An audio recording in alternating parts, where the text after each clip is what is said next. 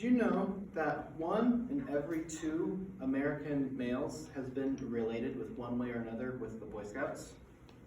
That is a unique thread that often connects a lot of people. They just don't know it. You were in Scouts? Oh, cool, my brother was a Scout.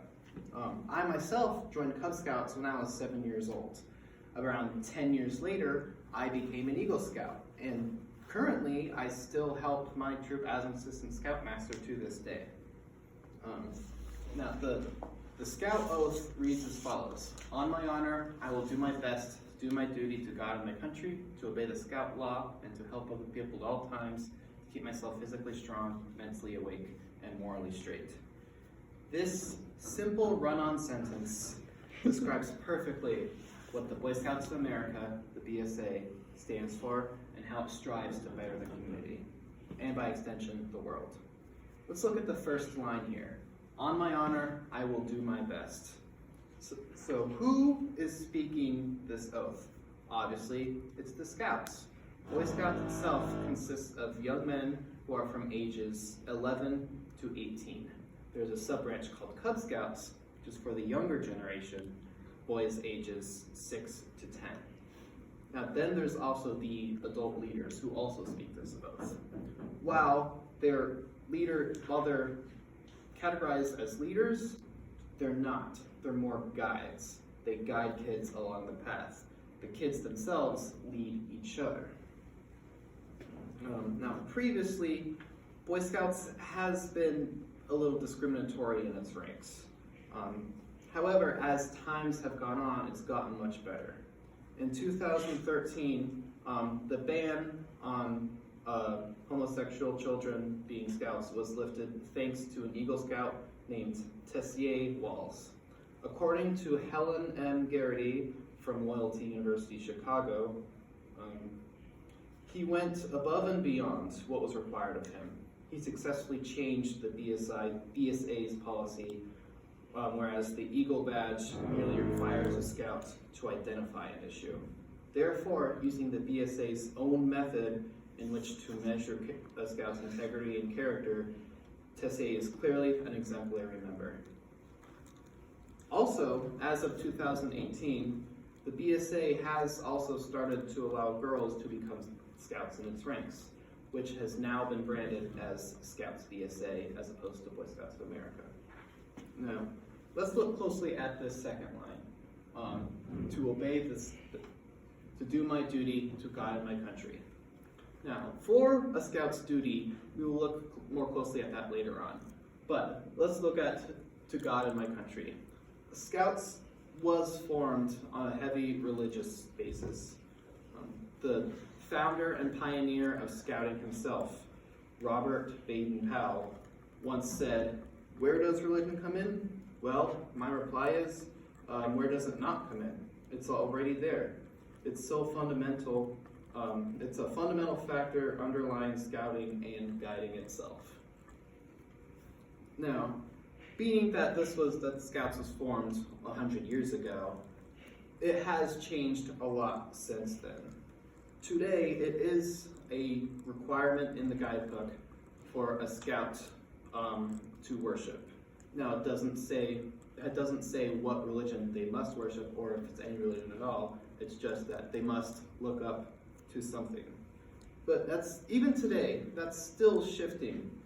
As of the 2018 decision to allow girls into Boy Scouts, the Mormon Church, who has been a heavy supporter of Boy Scouts, has decided to cut all ties with it, driving a further wedge in between the two. It's interesting to see how this will play out in the future. Boy Scouts is also very patriotic.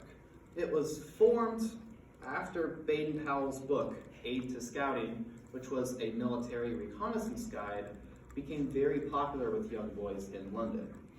This foundation has led to Boy Scouts being modeled heavily after the military. In fact, the Boy Scouts has been a large aid in war efforts, especially with the first 2 world wars. The next line reads, to obey the Scout law and to help other people at all times. The Scout law is the values that the Boy Scouts tries to instill. It's a big list of virtues such as trustworthy, loyalness, helpfulness, courtesy, thrift, cleanliness. The purpose is because young boys are very impressionable. The purpose is to instill them with these virtues now so that they can carry them later in life. The Scout motto itself is, "Do a good turn daily." This challenges these children to every day find someone who needs help and better their lives, and therefore bringing a community together.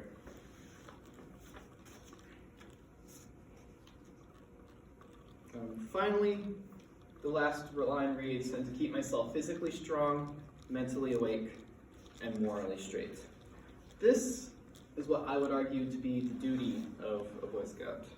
According to David Schwartz, a BSA council member, a Scout is meant to learn and to live a healthy lifestyle.